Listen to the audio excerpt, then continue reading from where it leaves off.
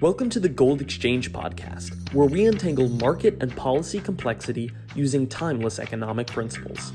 For show notes and archives, go to goldexchangepodcast.com. Now, on to today's episode. We're here at the New Orleans Investment Conference. I'm Benjamin Nadelstein with Monetary Metals. I'm here, as always, with founder and CEO of Monetary Metals, Keith Weiner. Now, Keith, we've been talking a lot about the idea of interest rate hikes to kind of curb demand, this kind of idea of demand destruction to lower inflation. What do you think about that? So I really want to go off on this because I think, first of all, the idea is just morally reprehensible, and that really needs to be said. There's something unjust, there's something monstrously wrong with this idea that, hey, you know, all these other consumers are competing against me at the grocery store or at the BMW dealership. And so if the government can somehow wave its magic wand and render all these people unemployed, then they won't have the money anymore, and therefore they won't outcompete me to buy what I want to buy, and the prices will be cheaper. I mean, that idea of suppressing somebody else or repressing somebody else in order to get a gain, there's just something wrong with that, and I hope that everybody listening to this gets the moral point first. But having said that, there's an economic point, and of course most of my writings and most of my talks focus on the economic point, informed by a moral view, but really I'm an economist, not a moralizer, moralist, but an economist. And that is, I think most people would be aware of Say's law proposed by Jean-Baptiste Say in the 19th century. And he said, and this is totally misunderstood, and the Keynesians, I think, deliberately misunderstand it, supply is demand. And what he's trying to say is something at essence very simple. You come to market to buy stuff, but your ability to buy stuff depends on the stuff you bring to sell at market. Whatever it is you produce is sold, and that is your purchasing power. Your purchasing power is your production power. Or saying another way, what people purchase from you, that is precisely the measure of what you can purchase from others. It's done indirectly, it's not a direct barter. It's really obvious if there's only two of us on an island and I produce coconuts and you produce fish, then the amount of fish I can buy from you is determined by how much coconuts you buy from me.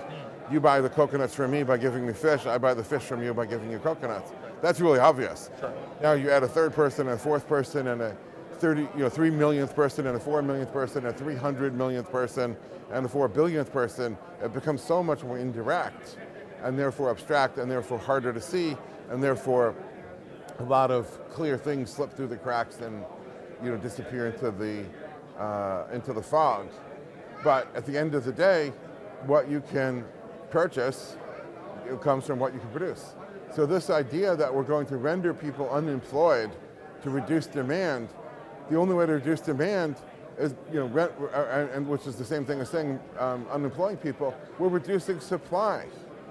The idea that we reduce demand without reducing supply and therefore get lower prices is a contradiction in terms. It's an absurdity that you'd have to be a central planner or an apologist. So I think there's, this is another one of my rants, I think there's three kinds of people running around this world calling themselves economists. And the first type works for the Fed or some other central planning agency. The Soviet Union, they called it Gosplan, but every socialist dictatorship has it. And these are the Dirigistes, which is the French word. These are the central planners. Their interest in so-called economics is nothing more than what are the formulas by which they can determine how to centrally plan, how much wheat to grow and where to distribute it and what prices to set and so forth. And as Mises pointed out in 1922, economic calculation is impossible if you had full and consistent central planning. You don't have a price system anymore. The second kind of person running around calling himself an economist, I call them the court economists. That is, they're not really interested in studying the truth. They're interested in finding the propaganda, finding the message that sells to the victim So if you're the guy who's about to be rendered unemployed, how do I sell you on the idea of lessening demand? Right. So I have to have a whole a song and dance to give you to get you to say, yeah, I'm okay with that. And it's like all the motorists stuck in traffic jams, hearing on the morning commute show of why the city government is going to spend $10 billion to put in a light rail system. And the guy in that car is thinking, I'm of course not taking a light rail system. I wouldn't have my car. It doesn't go to a convenient place. Right. I have to drive 3 miles to a park and ride to get on the light rail. But all these other schmoes on the road, they're going to take the light rail. They're going to be out of my way, and they'll have a clean shot. It'll only take me 10 minutes to get downtown. Right. It's the same thing with, other people are going to be rendered unemployed. Right. And so the court economists are selling people on the story. There are very few economists that are actually interested in studying the science of how the economy actually works, what's really going on. And those tend to be the more free market people that are at places like this that are really interested in, look, it's not what you wish that will happen, it's what's going to happen, and why is it going to happen.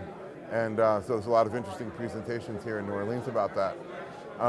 But anyway, so getting back to economics and unemployment, it should be self-evident that every person who is employed, unless it's a make-work job, like a government regulator, or on the private sector side, compliance, which is the counterpart to the regulator, making work for each other.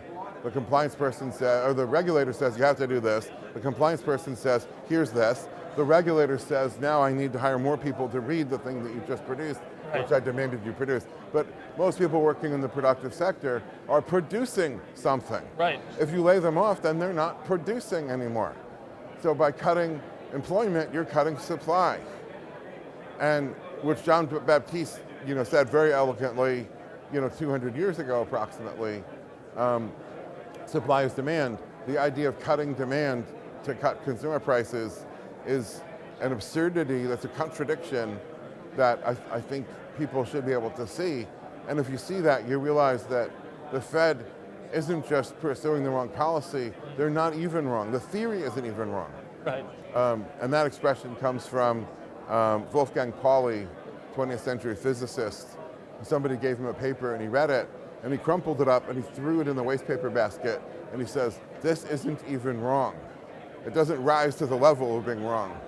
And in objectivist philosophy, there's the concept of true, false, and arbitrary. And an arbitrary proposition is one that doesn't have any connection to reality, not even the negative one of being wrong. Right. That isn't saying anything about reality at all. If I say, this statement is true, or this statement is false, referring to my own statement, well, my statement is self-referential. It's not referring to reality, it's referring only to itself, and therefore it's an arbitrary proposition to be dismissed out of hand. The Fed's idea of let's lay everybody off to reduce prices is just such a thing. And then, of course, the final thing is that even if it were true, in, let's say, the turn of the last century, 1900, that unemployed people don't buy consumer goods because they don't have any money. Right. We have a massive welfare state today. There are so many different welfare programs. The government's going to cover your housing, your food, your health care, obviously, various other things that are deemed to be necessities, and then they'll put some spending money in your pocket. Plus, a lot of these people get on disability and other programs too. The idea that unemployed people will consume less isn't even necessarily true because of government largesse. Right.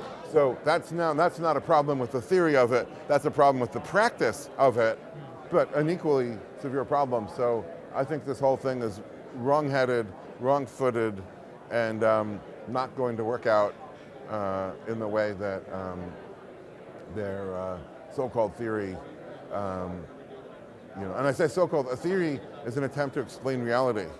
If you're interested in forcing reality to meet your whims, which is central planner, right, or if you're interested in just finding whatever propaganda will sell to the victims, that's not a theory.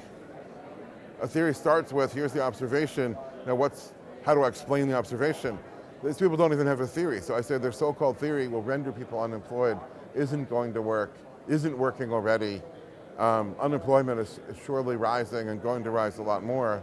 But just like the 1970s, we're going to find that you can have very high unemployment if the Fed wants to push it that far. And you can have at the same time very high inflation. Right. So the Keynesian idea of the so-called Phillips curve, that inflation and unemployment are a trade-off, is not true. And the 1970s should have debunked it. That so-called theory should have been on the dustbin of history. And it's not, and it's gonna come back and become popular again. Anyway, rant off. But I wanted to say that because this topic keeps coming up in all of our interviews here in New Orleans. Well, Keith, thanks. We always love a good Keith rant. Say's Law, economics, the Fed, 1970s, and of course the banana. And the wrong trousers. The wrong trousers, it's all good stuff. I sometimes think that the best thing in life is going around collecting the cool expressions. Yeah, right? Well, this is a great spot to collect cool expressions. Absolutely. And some great investing ideas. So Keith, thanks, and we'll see more of you on the Gold Exchange podcast. This episode was brought to you by Monetary Metals. Monetary Metals is a different kind of gold company. Others buy and sell gold. Monetary Metals operates the Gold Yield Marketplace, a platform of products that offer a yield on gold paid in gold to investors and institutions, and are gold financing simplified, reliable financing denominated in gold with a built-in hedge for gold-using and gold-producing businesses. To learn more, visit www.monetary-metals.com. See you next time.